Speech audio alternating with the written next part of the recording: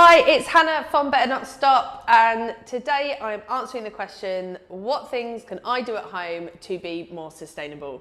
Now, I get asked this question a lot because I own a sustainable impact agency, and despite what people might think, I don't just live in a tent on a hill and consume nothing and I'm the most eco-friendly person in the world. But I do have a few really easy sustainable swaps and changes that I recommend to people when I get asked this question. So the first thing I would do is think about transport. How do you get around to places? Now, to be honest, in the UK, it's not great. I only learned to drive a year ago, and when I didn't drive, getting around by train is just so expensive. Sort it out, UK government. Basically, have a think though about how you're travelling to and from places. I used to walk a lot because travel was so expensive. So could it be a walk rather than even a bus journey or a cycle? Cycling, do you have a bike? Could you cycle to work? And okay, we're lucky today in Manchester, the weather is wonderful, but sometimes it can be a little bit rainy. So I'm not saying every single day, but on the days where the weather's good, could you be cycling into work or walking into work, or maybe just getting off the bus a few stops sooner? So travel sustainably is a great way. If you're traveling somewhere by car, are you car sharing? And if you've got the funds, is it possible for you to get an electric car? But travel is a real way that you can affect that. Now, I also live about 35, 40 minutes by train from Manchester in the Peak District. So actually it would be a lot quicker, cheaper and easier for me to get the car in every day. But I really try and avoid doing that and get the train. And I actually tell myself, do you know what, this time's great because I get to sit on the train, I can listen to a podcast, I can read a book, I can even watch a TV show if I want. So it actually, from a self-care point of view, is a really good option. So travel, think about how you're traveling to places and whether you can make small adjustments in your daily journeys, weekly journeys or longer journeys to be more sustainable. The second one is food, and this always comes up when people are talking about being more sustainable. And the thing is, when it comes to the food that you buy and the food that you eat, whether that's at home or when you're out at a restaurant, can really make a difference in the impact that you have as a person. Now, while you would have watched a lot of videos that are recommending that you become plant-based or vegan, I understand that's just not for everybody. So there are different things you can do when thinking about sustainability in your food. So a couple of options that might be useful to you. One, where are you buying your food from? Are you supporting independent businesses in your area, like local greengrocers or the market? Are you shopping from zero waste or refill shops for your home groceries? They're really good options. And there's also tons of online zero waste shops and ethical supermarkets you can buy from. And I'll actually link to a video I made about this in the past in the show notes. Other ways in which you can shop for food more sustainably is just reduce down the food that you know does have a huge environmental impact. So if you're going to eat meat, eat better quality meat, buy it from a local butcher's, eat it less, eat better quality and things like that. So definitely when it comes to the food you eat, just think about the quality of the food and supporting independent businesses when you're buying that food as well. If you like to eat out a lot, or if you like to get your lunch, a walk in your lunch break, something you can also think about is actually going to a local cafe or restaurant and supporting that rather than going to a chain. So we have Foundation Coffee in Manchester, which is right opposite our office, which is great. And we've also got Ezra and Gill and Idle Hands. So we are literally within walking distance of 3 incredible, and probably lots more I've forgotten of, but those are the 3 I like to go to the most. 3 incredible independent coffee shops in the Northern Quarter, which we like to go to for meetings and to support with our lunchtime money. Also, when thinking about where you want to go at lunchtime, again, think about, rather than going to Tesco's and getting a meal deal, is there a local sandwich shop you can support? We've got another great one, I don't know the name of it, in the Northern Quarter, that's brilliant sandwiches right in the centre. And we've also got just loads of great independent food places in this part of town. So if you're in a city centre as well, I'm sure you can seek those out, and that's a really fun way to do something a little bit different at lunchtime, is take a walk a little bit further and support someone independently. So think about what you're eating and where you're buying the things you're eating them from. The third thing is one of the most important ones, which is waste. how much waste are you creating as a human being and how can you reduce that down? So a really easy way to measure this is think about how often the bin man comes to your house. At my house, he comes 1 week, he'll collect the black bins, or he or she will collect the black bins, and then the following week it will be recycling bin and compost waste.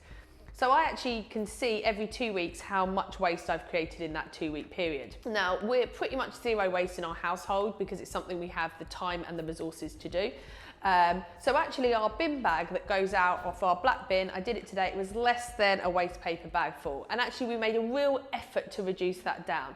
So some of the ways in which we did that was we aimed to do plastic free and zero waste shopping, and I've got a few videos of a kitchen tour of mine and also some top tips and a couple of blog posts about how I do my food shop. And also I just think about beyond my food, what am I buying into my house that's going to reduce down the waste that comes out the other end. So waste, so think about, are you recycling at home? Are you composting at home if it's possible? Rather than throwing things away that won't recycle or compost, is there ways in which you can donate things to either charity, put them on free cycle, put them on Facebook Marketplace, whether you're charging for that or giving it away for free, just to stop that stuff going into landfill. E-waste is a big problem with landfill. So actually you can often resell your old electronics to sites like Music Magpie or giffgaff, and also look at second-hand sites which you could potentially sell things on, because what do they say? One man's trash is another man's treasure. We've got eBay, we've got Vinted, we've got Depop. I've already mentioned Facebook Marketplace for like all the random stuff in your local community. In regards to food, you've got the Too Good To Go app, where you can actually, local restaurants and suppliers will put food on there that you can get. And we've also got Olio, which is a fantastic one, which is really community-led, which if you've got leftover food in your house and if you don't eat it, it's just going to go straight in the bin, or if you bought a packet of something that you don't like but it's already opened and you were going to throw it in the bin, you can stick it on Olio and someone else can have that. So there's loads of ways in which you can reduce what's actually going into your bin by either using recyclable or reusable options. So really think about what you're buying into the home. So that really easily leads me on to, I think it's my fourth, which is shopping. So what are you buying and bringing into your home? So a really easy way to think about, okay, what am I spending my money on, is just have a look at your bank statement and see what the majority of your money is going on every month. The first thing I would always say to be more sustainable is to buy less, consume less. So a really easy way to do that is whenever you want to buy something that isn't an essential, whether that's some new makeup or a new pair of shoes or some new clothes, rather than just instinctively going and buying it straight away, perhaps put it in your notes on your phone and have a cooling off period of a week. And you can go back to it a week later, and if you still want to buy that thing, work out if there's a way you can buy that from an ethical or a sustainable manufacturer or product designer. So there's some fantastic shopping sites out there, and when we're talking about toiletries, there's Ethical Supermarket you can buy them from. If you need female care, and Sisters is sorry, huge motorbike there. If you're a female and you need fem care, and Sisters is a period care brand which has completely plastic-free packaging, whether you're using tampons, menstrual cups or panty liners. And if you're buying new clothes, could you buy them off one of these second-hand sites that we've already talked about, or visit a local charity shop and support a charity? And what other things would you usually buy? Things like makeup. There's tons of great zero waste makeup brands out there, which I've listed in my blogs before as well, so definitely check them out.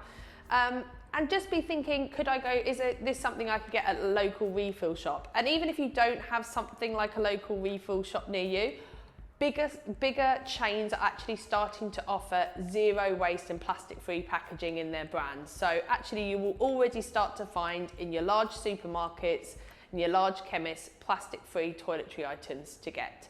There's a few options about things you're buying in. If you're also buying in electrical items, again, second-hand.